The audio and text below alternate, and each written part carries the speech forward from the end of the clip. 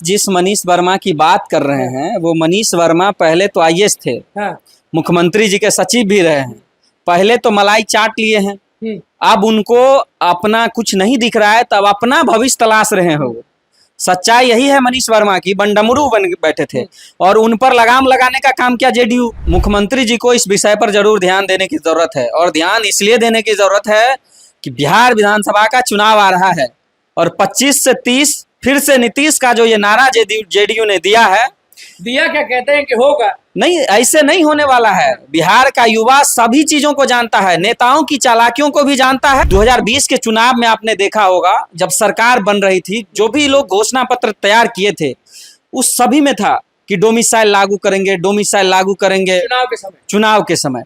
लेकिन चुनाव बीत गया, उसके बाद लोग भूल गए। डोमिसाइल आर और पार की लड़ाई है, मान और सम्मान की लड़ाई है। बिहार के दुश्मन नहीं है ना बाहर के लोग आपके?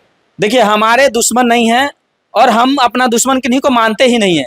आपको पता है कि बिहार के लोग दिल खोल कर स्वागत करते हैं। यूपी में भी सरकार एनडीए की है और बिहार में भी एनडीए की है, लेकिन बिहार के बच्चे जो बिहार के मेडिकल कॉलेज से पढ़े हुए हैं, डेंटल कॉलेज से पढ़े हुए हैं, फार्मेसी पैरामेडिकल कॉलेज से पढ़े हुए हैं, बिहार के पैरामेडिकल के बच्चे वहां जाके जॉब नहीं कर सकते हैं। देखिए, कल आप हमारे चैनल पे देखे होंगे कि किस तरह से हमने डोमिसाइल नीति के आंदोलन को कवर किया। पहले तो लाइव किया, उसके बाद पार्ट वाइज वीडियो भी डाला। अंत में क्या हुआ आप सब जानते हैं कि बोला गया कि नीतीश कुमार से मुलाकात करवाएंगे, लेकिन कुछ नहीं होता है। ये बिहार है, जब तक लाठी ना चले, जब तक आप पापड़ नहीं बेले, तब तक आपको नौकरी थोड़ी मिलेगा। नमस्कार, मैं हूं अनुकुल तिवारी और आप वॉइस हब देख रहे हैं। पारा मेडिकल एसोसिएशन के अध्यक्ष भारत भूषण हमारे साथ मौजूद हैं। कल हमारी मुलाकात हुई थी पटना कॉलेज में, आप भी उस प्रोटेस्ट में थे। और इस प्रोटेस्ट की क्या बात करें, ये तो कल वाला प्रोटेस्ट है। जेपी गोलंबर पे आप ही गरज रहे थे एक बार पारा मेडिकल के अभ्यर्थियों को लेकर, छात्रों को लेकर, और आप भी कहीं ना कहीं बैनर लेकर लिखा हुआ था आप लोग के प्रोटेस्ट में भी डोमिसाइल नीति। तो तब से ही डोमिसाइल नीति के लिए डिमांड हो रहा है। ये कल नया तो कुछ हुआ नहीं कि नया हो गया कल कुछ? फर्स्ट ऑफ ऑल आपको, वॉइस हब को और पूरी टीम को बहुत बहुत धन्यवाद। आपने मौका दिया इस महत्वपूर्ण विषय पर।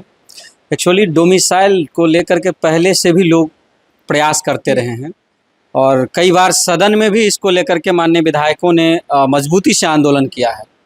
और हम लोग सड़क पर आंदोलन करते हैं, कॉलेजों में आंदोलन करते हैं, यूनिवर्सिटियों में आंदोलन करते हैं और सब के लिए डोमिसाइल जो है सो बहुत ज़रूरी है। ठीक है, आप चाहते हैं कि दूसरे स्टेट के भी लोग आए तो 5% उसके लिए रखें, 5% रखें, बहुत से बहुत 5% रखें, नहीं तो आप मैक्सिमम 10% रखें।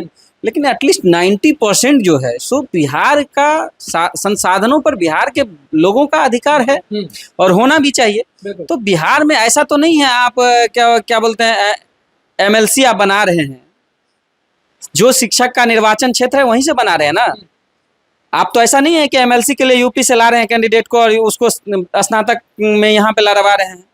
जब आप राजनीति में देख रहे हैं, ये बात सच है कि दूसरे स्टेट के भी लोग चुनाव लड़ जाते हैं कई बार, और हमारे बिहार से कई महान विभूतियों ने जो है हमेशा आरक्षण को लेकर के आंदोलन किया, लड़ने का काम किया। उन लोग भी जो है सो बिहार से उन्होंने सदस्यता प्राप्त किया, सबको भेजने का काम किया बिहार की जनताओं ने। लेकिन बिहार की जनता को मिल क्या रहा है अभी जो माननीय मुख्यमंत्री जी हैं, या 2020 के चुनाव में आपने देखा होगा, जब सरकार बन रही थी, जो भी लोग घोषणा पत्र तैयार किए थे उस सभी में था कि डोमिसाइल लागू करेंगे, डोमिसाइल लागू करेंगे चुनाव के समय। लेकिन चुनाव बीत गया, उसके बाद लोग भूल गए। एक बार बीच में सरकार बदली, उस समय जो है सो लोगों ने काफी मजबूती से, जो विधानसभा में जिसकी सरकार थी, उन मुखिया तो नीतीश कुमार जी ही थे, उन्होंने आरक्षण की सीमा को 65% किया और 10% ईडब्ल्यूएस मिलाकर के टोटल 75% हो रहा था।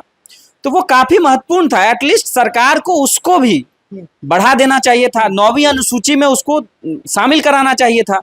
माननीय नीतीश कुमार जी के रहमो करम पर केंद्र की सरकार चल रही है और आदरणीय अभी भी चल रही है, और चंद्रबाबू नायडू जी का भी उनमें सहयोग है। अभी भी आप देखते हैं कि प्रधानमंत्री जी लगातार बिहार आ रहे हैं, बहुत बिहार के लोग उनका स्वागत कर रहे हैं, हजारों लाखों की संख्या में उनके सभाओं में जाकर के उनका स्वागत कर रहे हैं, उनको सुन रहे हैं। लेकिन डोमिसाइल के मुद्दे पर कुछ नहीं बोल रहे हैं कि जो बिहार सरकार ने वो एक बार, मनीष वर्मा हो या नीरज जी हो, वो यही कहते हैं कि क्या बात करते हैं। नवल किशोर तो माइक हटा दिए थे, कहते हैं क्या पूछते रहते हैं जी, डोमिसाइल कोई मुद्दा है, आप नहीं जाइएगा, आपका भैया नहीं जाएगा, तो आपसे हम पूछते हैं भूषण जी, आप नहीं जाइएगा, आपका भैया नहीं जाएगा? आप जिस मनीष वर्मा की बात कर रहे हैं वो मनीष वर्मा पहले तो आईएएस थे, हाँ। मुख्यमंत्री जी के सचिव भी रहे हैं, पहले तो मलाई चाट लिए हैं, अब उनको अपना कुछ नहीं दिख रहा है, तब अपना भविष्य तलाश रहे हैं वो। सच्चाई यही है मनीष वर्मा की, बंडमरू बन बैठे थे और उन पर लगाम लगाने का काम किया जेडीयू। बड़ा इधर उधर कार्यक्रम कर रहे थे, जब लगा कि कुछ इधर उधर होगा तुरंत उनका पत्ता कट गया, सारे मीटिंग्स पे रोक लग गया, उनका जो कार्यक्रम था रद्द कर दिया गया। तो उनकी अपनी क्या हैसियत है, उनकी क्या है, बिल्कुल है, उनकी अपनी क्या हैसियत है ये सब जानता है। ये बात नीरज जी जो बोल रहे हैं बार बार कि आप जाइएगा, ये जाइएगा, अरे देखिए मनीष वर्मा जी हो या नीरज जी हो, अपना रोजगार इन लोगों को मिला हुआ है। वही बिहार के शिक्षक उनको वोट करके उनको एमएलसी बना दिए नीरज जी को। आज नीरज जी सिर्फ अपनी प्रवक्ता का काम कर रहे हैं, अपनी पार्टी का सिर्फ पक्ष रख रहे हैं। आज उस शिक्षकों का पक्ष रक्षा ना, हाँ, आज उस शिक्षकों का पक्ष रखते तब तो भाई समझते। शिक्षकों का पक्ष रख कहाँ रहे हैं, सिर्फ अपना राग तलाश रहे हैं।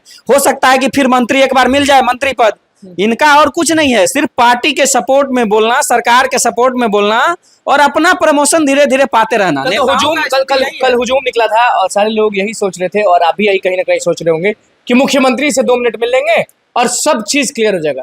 आप लोगों को तो बेवकूफ बना दिया गया। कहाँ कोई नीतीश कुमार से मुलाकात किया, कहाँ कोई किसी से मुलाकात? देखिए मुख्यमंत्री जी को इस विषय पर जरूर ध्यान देने की जरूरत है, और ध्यान इसलिए देने की जरूरत है कि बिहार विधानसभा का चुनाव आ रहा है और 25 से 30 फिर से नीतीश का जो ये नारा जेडीयू ने दिया है, दिया क्या कहते हैं कि होगा, नहीं, ऐसे नहीं होने वाला है। बिहार का युवा सभी चीजों को जानता है, नेताओं की चालाकियों को भी जानता है और सबको जानता है। सिर्फ अपने फायदे के लिए, सिर्फ अपने टिकट के लिए लोग सिर्फ बात कर रहे हैं मीडिया में। आपसे हम भूषण ये पूछेंगे कि आप तो पैरा मेडिकल एसोसिएशन के अध्यक्ष हैं, तो आप कल वहां पहुंचे क्योंकि वहां पे दरोगा वाले भी थे, सिपाही वाले भी थे, बीपीएससी TRE4 वाले भी थे, सारे लोग थे। तो आप जिस एसोसिएशन को देखते हैं उसमें कितना महत्वपूर्ण है, कितना जरूरी है डोमिसाइल नीति लागू होना? देखिए बिल्कुल बहुत जरूरी है। एक बात गौर करने की जरूरत है कि राज्य में लगभग 25-30 वर्षों में पहली बार ऐसा हो रहा है कि पारा मेडिकल संवर्ग की नियुक्ति में एग्जाम हो रहा है, जिसमें ओटी असिस्टेंट है, लैब टेक्नीशियन है, एक्सरे टेक्नीशियन है, ECG टेक्नीशियन है, ड्रेसर है, स्टाफ नर्स है, ऑप्थेल्मिक असिस्टेंट का आगे बहाली आनी है, फिजियोथेरापिस्ट का आना है और डॉक्टर्स की है बहाली, डेंटिस्ट की बहाली हो रही है। इन सब में ऐसा है कि दूसरे स्टेट के, आपको देखा जाए तो गौर करिएगा, बिहार के मेडिकल कॉलेजों में, पारा मेडिकल कॉलेजों में, नर्सिंग कॉलेजों में, फार्मेसी कॉलेजों में प्रोफेसर्स के 60% से 70% पोस्ट रिक्त हैं।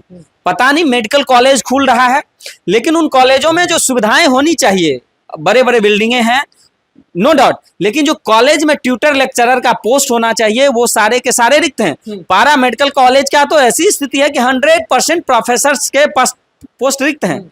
मतलब ट्यूटर लेक्चरर का जो पोस्ट है 752 को पोस्ट है पूरे बिहार में, लेकिन वो 100% रिक्त है।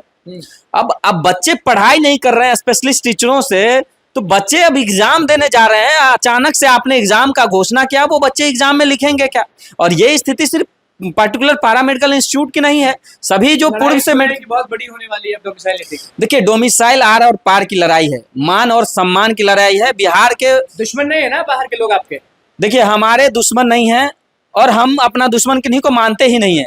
आपको पता है कि बिहार के लोग दिल खोल कर स्वागत करते हैं। मैं इसलिए ऐसा कह रहा हूं 10% पे करें।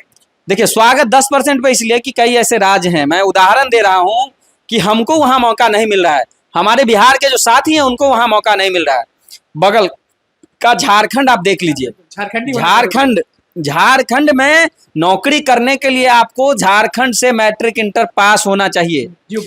यूपी में अभी यूपी सरकार ने स्वास्थ्य विभाग में बहालियां निकाली थी, एक्सरे टेक्नीशियन का, लैब टेक्नीशियन का, यूपी सरकार उसमें मेंशन कर रखा है।